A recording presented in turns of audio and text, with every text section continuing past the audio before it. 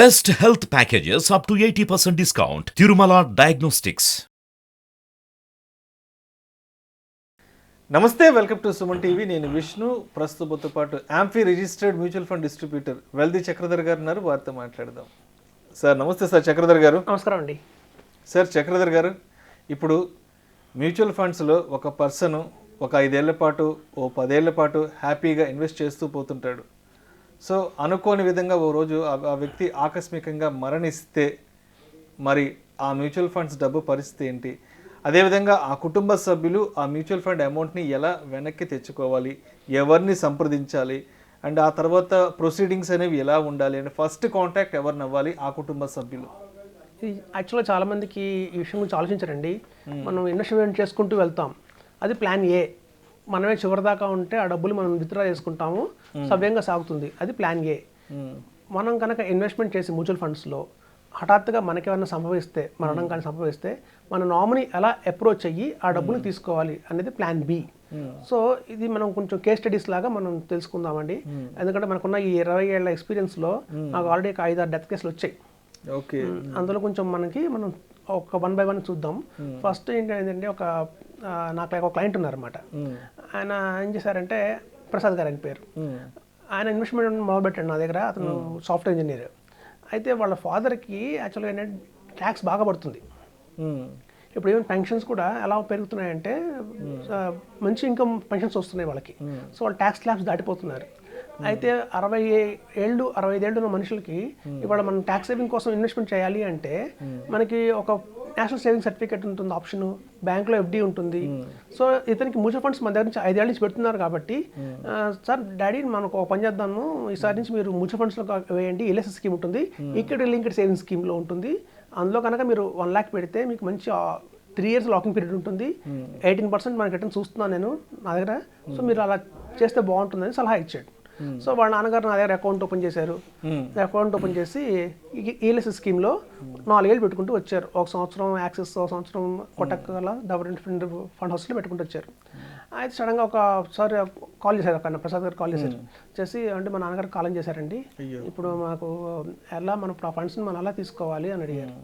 అయితే సరే దాని ప్రాసెస్ ఉంటుందని కనుక్కొని చెప్తానని చెప్పి, సరే మనం మా అసిస్టెంట్ ఉంటాడు పంపించాను.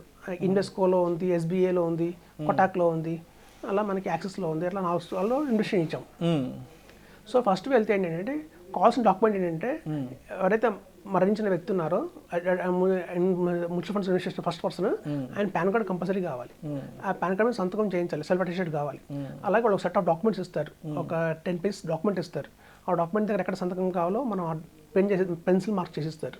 ఆ డాక్యుమెంట్ తీసుకోవాలి, వాటిని ఎఫిడవిట్ చేయించాలి. ఫస్ట్ ఎఫిడవిట్ చేయించి దాన్ని మళ్ళీ నోటరీ చేయించాలి. నోటరీ చేయించి ఎవరైతే నామినీ ఉన్నారో ఈ నామినీకి ఆయన నిజంగానే కొడుకుని ప్రూఫ్ ఉండాలి ఒకటి. సో అలాంటి ప్రూఫ్ మళ్ళీ ఎవరి పేరు మీద మనం ట్రాన్స్ఫర్ చేద్దాం అనుకుంటున్నామో ఆ నామినీ తాలూకు కేవైసీ డాక్యుమెంట్స్ కావాలి. అంటే pan card, Aadhaar card, KYC documents పక్కాగా ఉండాలి. ఇవన్నీ ఉన్న తర్వాత ఒక 10-15 daysకి టైం పడుతుందండి, వాళ్ళ పేరు మీద ట్రాన్స్ఫర్ అవుతుంది. అయితే ఇక్కడ అదంతా బాగానే ఉంది, మేము పాన్ కార్డ్ తీసుకున్నాను. సరే ఈయన నా ప్రసాద్ గారు ఎవరైతే ఉన్నారో నా కస్టమర్, ఆయన పాన్ కార్డు ఇచ్చారు, నామినీ పాన్ కార్డు ఇస్తే అందులో ఏముందంటే ఫాదర్ పేరు ప్లేస్లో మురళీకృష్ణ అని ఉంది. యాక్చువల్గా ఇన్వెస్ట్మెంట్ చేసిన ఆయన పేరు రామకృష్ణ. ఈ రామకృష్ణ అనే ఆయన సన్ కింద ఈయన పెట్టి తీసుకున్నారు. ఇక్కడ చూస్తే మురళీకృష్ణ అని ఉంది. ఇదేంటి పేరు డిఫరెంట్ ఉంది, పాన్ కార్డులో ఫాదర్ నేమ్, మీరు కొంచెం మీ పాస్పోర్ట్ ఇవ్వండి అడిగాను. పాస్పోర్ట్ ఇస్తే కూడా పాస్పోర్ట్లో కూడా ఫాదర్ నేమ్ మురళీకృష్ణ అనే ఉంది. ఆధార్ కార్డులో కూడా ప్రసాద్ సన్ ఆఫ్ మురళీకృష్ణ అనే ఉంది. మరి ఇప్పుడు ఎలా ప్రూవ్ చేయాలి ఈయన రామకృష్ణకి ఈయన కొడుకు అని చెప్పి? ఫస్ట్ అసలు ఎందుకు వచ్చింది అని అడిగితే, సార్ నేను 1వ తరగతి చదువుతున్నప్పుడు 1 year old ఇప్పుడే దత్తత వెళ్ళాను నేను. ఈయనకి మురళీకృష్ణ గారు అనేది నాకు దత్త తండ్రి, యాక్చువల్లీ ఈయన నా ఒరిజినల్ అని వాళ్ళ ఫ్యామిలీలో ఉన్న ఇష్యూ. సో ఇప్పుడు ఈయనకి మనకు క్లాష్ ఎక్కడ వస్తుందంటే మనం ప్రూవ్ చేయాలి ఈయన అబ్బాయి అని. సో మళ్ళీ దానికి ఏదైనా తాలూకు డాక్యుమెంటేషన్ ఇచ్చి ఇంకో ప్రూఫ్ తీసుకుని అలా మనం చేసాం. సో చేస్తే అప్పుడు ఏమైందంటే మొత్తానికి ఆ డాక్యుమెంట్స్ అన్నీ మనం ప్రాపర్గా చేసి మనం ఎఫ్డిటీకి వెళ్తాం. ఎఫ్డిటీ ఏంటంటేనండి, ఇప్పుడు చూడండి, ఒక గ్యాస్ కనెక్షన్లో మనకి ఏమైనా తేడా కావచ్చిన ఎఫ్డిటీ చేస్తారు. జనరల్గా ఇన్సూరెన్స్లో బాండ్స్ పోగొట్టుకుంటారు. ఇన్సూరెన్స్ అనేవి చాలా 15 years టైం గ్యాప్లో ఉన్న పాలసీ బాండ్స్ ఉంటాయి. 20 years మనం హోల్డ్ చేయాలి. మధ్యలో 10 ఏళ్ళ తర్వాత మనం కనుక సరెండర్ చేద్దాం పాలసీని, తమ రిటర్న్స్ అయిన పెద్దగా రావట్లేదు అనుకున్నా, లేకపోతే మెచ్యూరిటీ వచ్చినప్పుడు ఆ బాండ్ ఇవ్వాల్సి వస్తుంది కంపెనీకి. ఆ బాండ్ పోగొట్టుకున్న అట్లాంటి టైంలో ఎఫ్డిడి చేయించాలి. సో ఈ ఎఫ్డిడి చేయించే వాళ్ళు ఎక్కడ పెడితే అక్కడ దొరకరు. ఇప్పుడు చూడండి, మనకి ఏదో పాన్ డబ్బాలాగా పెద్ద గల్లీకి వాళ్ళు ఉండరు. ఎక్కడో మొత్తం ఈ సిటీలో 2-3-10 మంది ఉంటారేమో. సో వాళ్ళ దగ్గర మనం ఎత్తుక్కొని ఎవరెవరు ఉన్నారో చూసుకొని వెళ్ళాలి. అలా వెళ్ళినా కూడా మీరు గమనిస్తే ఎఫ్డిడి చేసే వాళ్ళు ఎవరైతే ఉంటారో దేనికోసం అడుగుతారు ఫస్ట్. ఏదైనా కాలేజ్లో అడ్మిషన్ కోసమో, లేకపోతే ఏదైనా నేమ్లో బిఫోర్ మ్యారేజ్ ఆఫ్టర్ మ్యారేజ్ కొంచెం నేమ్లు మారుతాయి ఆడవాళ్ళకి. సో అట్లాంటి టైంలో ఎవ్రీడి ఈజీగానే ఇస్తారు. కానీ ఇట్లా నాకు ₹1,00,000 ఉందండి, ఇప్పుడు ఆయన పోయారు, నేను తెచ్చుకోవాలంటే ఆయన ఇవ్వరు ఎవ్రీడి. ఎందుకంటే నాకెందుకు రిస్క్, అవునవును, మీరు ఇచ్చే 200కి 300కి నేను ఎందుకు రిస్క్ తీసుకోవాలని సాధారణంగా ఇట్లాంటివి ఎఫ్డిడి వాళ్ళు చేయరు. మనం అంటే పరిచయం ఉన్న మనిషి అయితే, అంటే వాళ్ళకి మనం చాలాసార్లు మనకి బిజినెస్ ఇస్తున్నాం, ఇన్సూరెన్స్ల కోసం కావాలన్నా ఇస్తున్నాం, మన మొహం తెలుసు కాబట్టి వెంటనే ఒక బలానా మనిషి వస్తే కనుక ఇతనికి ఇచ్చే క్లైమ్స్ అన్ని కరెక్ట్గా జెన్యున్గా ఉంటాయి కాబట్టి మనకు కొంచెం ధైర్యంగా చేసిస్తారు. అలాగే నోటరీ కూడా అండి, చాలామంది తెలియదు. నోటరీ అంటే మీకు ఏదైనా అడ్రస్ ప్రూఫ్ కావాలి, సపోజ్ మీరు రెంటల్ అగ్రిమెంట్లో ఉన్నారు, రెంటెడ్ హౌస్లో ఉన్నారు, ప్రూఫ్ కింద కావాలి అడ్రస్ అంటే నోటరీలు కావాల్సి వస్తాయి. అట్లాంటివి ఈజీగా చేస్తారు నోటరీ. ఎట్లా ఎవరైనా పోయారు, ఆ డబ్బులు మనం తీసుకోవాలి అంటే మాత్రం ఏమో అందులో ఇప్పుడు రోజులు బాగాలేదు కదండి, నిజంగానే పోయారా లేకపోతే వీళ్ళు చేస్తున్నారని వాళ్ళకి అర్థం కాదు. ఏదో ₹200-300 కోసం మనం చేసి తీరా అదేమన్నా రేపు పొద్దున్న ఏదైనా క్లియర్ ఇష్యూ వస్తే మళ్ళీ మనం కోర్టు చుట్టూ తిరగాల్సి వస్తుంది. ఎందుకని సాధారణంగా ఇట్లాంటి వాటికి నోటరీ చేయడం కష్టమే, కానీ అది కంపల్సరీ. ఎందుకు అంటే ఇప్పుడు చూడండి, కంపెనీ వాళ్ళు వీళ్ళని ఎవరు చూడరు, వీళ్ళ ఒరిజినల్స్ చూడరు. మరి ఆ ఒరిజినల్స్ అని కరెక్టా కాదని వీళ్ళు సొంతంగా బిజినెస్ ఇస్తేనే అది నెక్స్ట్ వెళ్తుంది అనమాట. సో కాబట్టి ఏంటంటే ఇవన్నీ డాక్యుమెంటేషన్ పార్ట్ చాలా ఉంటుందండి. అలా 15 మనం చాలా తిరగాలి, ఒకసారి కాదు మల్టిపుల్ టైమ్స్ తిరగాల్సి వస్తుంది. పొరపాటున ఏదన్నా వాళ్ళ సిగ్నేచర్ మనం మిస్మ్యాచ్ చేసినా కూడా మళ్ళీ తిరిగి పంపిస్తారు. సో కాబట్టి ఏంటంటే కొంచెం జాగ్రత్తగా చూసుకోవాల్సి చేయాల్సిన పని వస్తుంది. సో ఇట్లా మొత్తానికి అయితే ఆ ప్రసాద్ గారికి ఈయన సన్నని ప్రూవ్ చేసాం, మొత్తానికి ఆయన పేరు మీద మార్చాం. అయితే ఈ 4 ఫండ్ హౌసెస్లో ఒక ఫండ్ హౌస్ మాత్రం కొంచెం మార్చలా. అంటే అది ఈఎల్ఎస్ స్కీమ్ కదా, ఈఎల్ఎస్ స్కీమ్ అంటే 3 years లాకింగ్ పీరియడ్ ఉంటుంది. వాళ్ళు చెప్పేది ఏంటంటే ఇప్పుడు ఎందుకు మార్చుకోవాలి, మీరు ఎలాగో 3 years లాకింగ్ పీరియడ్ ఉంది, మీ పేరు మార్చడం మీరు అమ్మడానికి లేదు దాన్ని, కాబట్టి 3 ఏళ్ళు లాకింగ్ పీరియడ్ అయిపోయిన తర్వాత ఫ్రీ అవుతాయి కదా యూనిట్స్, అప్పుడు మేము మారుస్తాం అని చెప్పి వాళ్ళు కొంచెం పక్కన పెట్టారు. సో అదే ఫండ్ హౌస్ మన పేరు చెప్పకూడదు, మంచి ఫండ్ హౌసే, బట్ వాళ్ళ రూల్స్ ఎవ్రీ వాళ్ళకి కదా. సో అట్లా మొత్తానికి అయితే మార్చి చేసామండి. ఇది కేస్ స్టడీ 1. కేస్ స్టడీ 2లో ఏమైందంటే, యాక్చువల్గా నాకు ఒక క్లయింట్ ఉన్నారు, ఆయన దగ్గర 45,000 ఎస్ఐపి వేస్తారు, రాజేందర్ గారు అని. అయితే ఆయనకి ఒక కెనడాలో ఆఫర్ వచ్చింది, ఒక 6 monthsకి కెనడా వెళ్ళాల్సి వచ్చింది.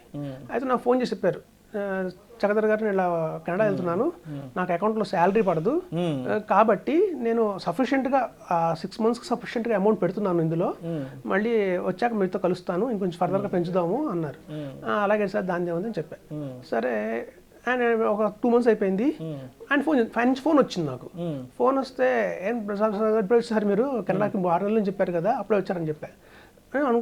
ఫోన్ చేసిన ఆయన కాదు, వాళ్ళ నాన్నగారు ఫోన్ చేశారు.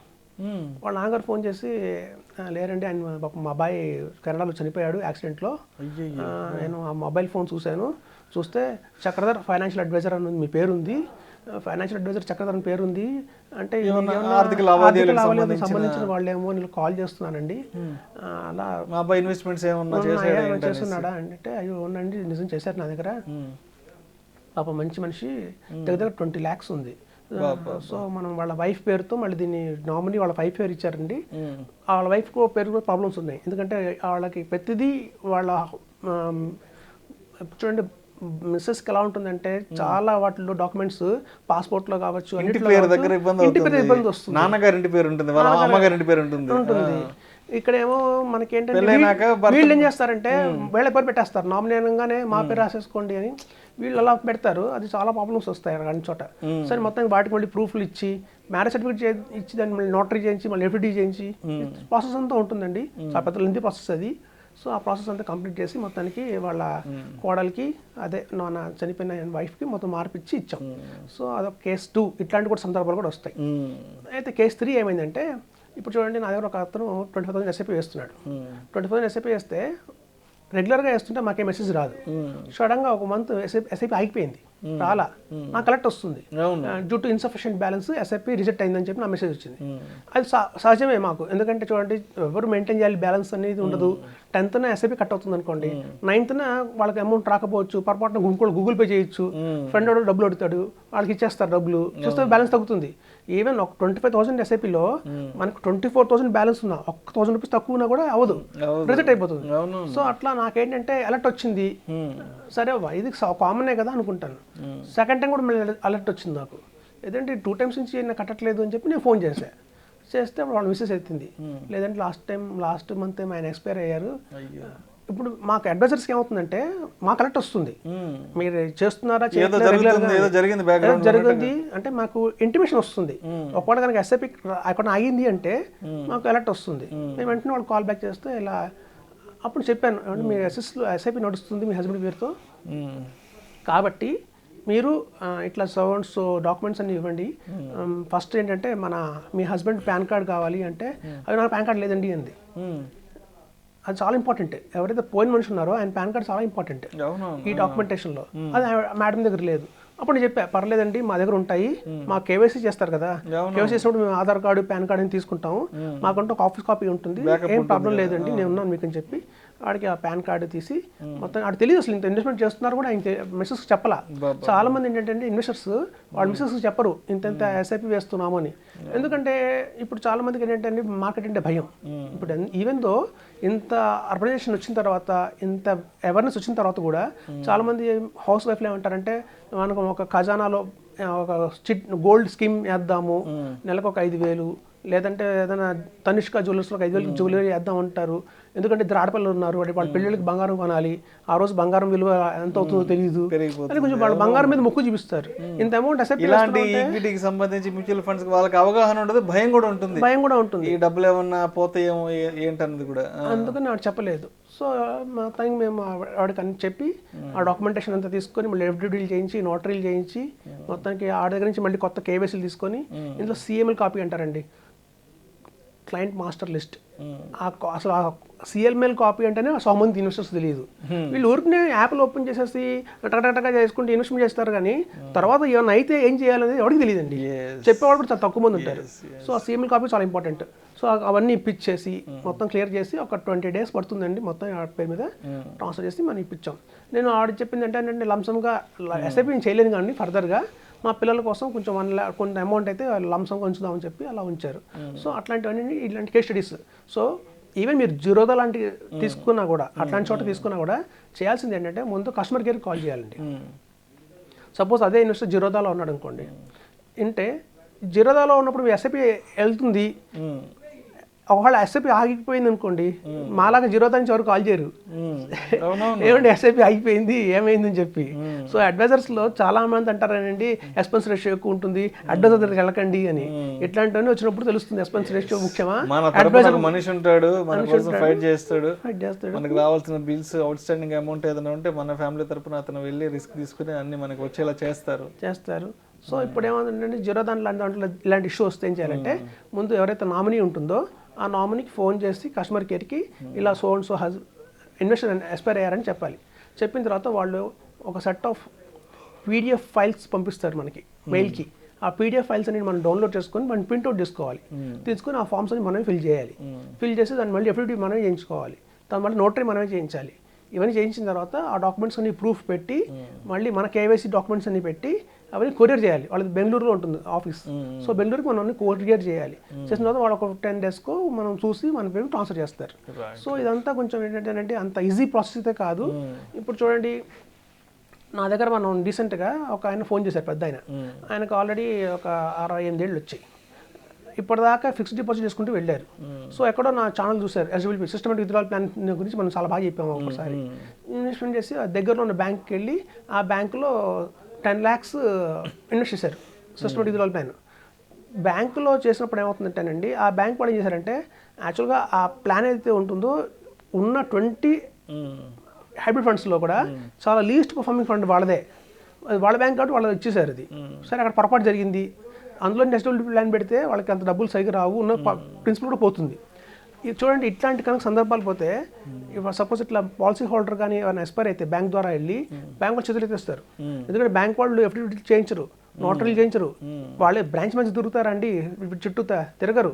సో కాబట్టి ఏంటంటే అక్కడ బ్యాంకులో వెళ్ళినా కూడా మీకు సేల్ ఉంటుంది తప్ప ఆఫ్టర్ సేల్ సర్వీస్ ఉండదు. అది బాగా గుర్తుంచుకోవాల్సిన ఇది. ఇప్పుడు చూడండి, మొన్న రీసెంట్గా కాల్ వచ్చింది మన మన ఛానల్ చూసిందో కాల్ చేశారు ఒక ఆయన, తణుకు అనుకుంటాను బహుశా, ఒక ఆయన పూజారి ప్రీస్ట్. ఆయనకి ఫోన్ చేసి నాకు చెప్తున్నారు, నా దగ్గర ఆల్రెడీ ఇన్ని స్కీమ్స్ ఉన్నాయండి, దగ్గర 18 స్కీమ్స్లో ఇన్వెస్ట్ చేశారు, 1000 రూపీస్ అసిస్ట్ చెప్పిన 18 స్కీమ్స్లో పెట్టారు. ఇప్పుడు ఆయన కనుక ఏదైనా అన్ఫార్చునేట్ జరిగి ఆయన కనుక వెళ్ళిపోతే ఈ నామినీ 18 స్కీమ్స్కి 18 ఎఫ్డిటీ అని చేయించాలి. కాబట్టి ఎప్పుడు నేను చెప్పేది అంటే మనం స్కీమ్స్ ఎక్కువ పెట్టుకోకూడదు. అన్ని ఎక్కువ స్కీమ్స్ పెట్టుకుంటే ప్రతి ఒక్క ఫండ్ కంపెనీతో మనం మాట్లాడాలి, దానికి సంబంధించిన రిక్వైర్డ్ డాక్యుమెంట్స్ అన్ని పంపించాలి. కాబట్టి ఎప్పుడైనా సింపుల్గా 4-5 ఉంటేనే మన నామినీ కూడా చాలా ఈజీగా ఉంటుంది. ఇందులో ఏమవుతుందంటే కొన్ని మ్యూచువల్ ఫండ్ కంపెనీస్ ఏమో క్యాంప్స్కి లింక్ అయి ఉంటాయి, కొన్ని మ్యూచువల్ ఫండ్ కంపెనీస్ ఏమో కార్వీకి లింక్ అయి ఉంటాయి, కొన్ని ఏమో వాటి ఓన్గా ఉంటాయి. నిప్పాన్ అంటే వాటికి సొంతంగా చేసుకుంటారు, రిజిస్టర్స్ వాళ్ళకి వేరే కార్వీ కామ్స్ ఉండదు. సో ఇట్లాంటప్పుడు ఏమవుతుంటే ఇలాంటి మనం ఏం చేస్తామంటే ఏదో ఉన్న మొత్తం డబ్బులు ఒక చోట పెట్టడం ఎందుకు, డైవర్సిఫై చేద్దాం అనుకుంటాం, అది మంచి పద్ధతే. కానీ డైవర్సిఫై చేసినప్పుడు ఏమవుతుందంటే 4 ఉంటే మళ్ళీ నలుగురికి 4 సార్లు అఫిడవిట్ చేయించాలి, నలుగురికి 4 సార్లు మనం నోటరీ చేయించాలి, అవన్నీ చేయాల్సి వస్తుంది. రైట్.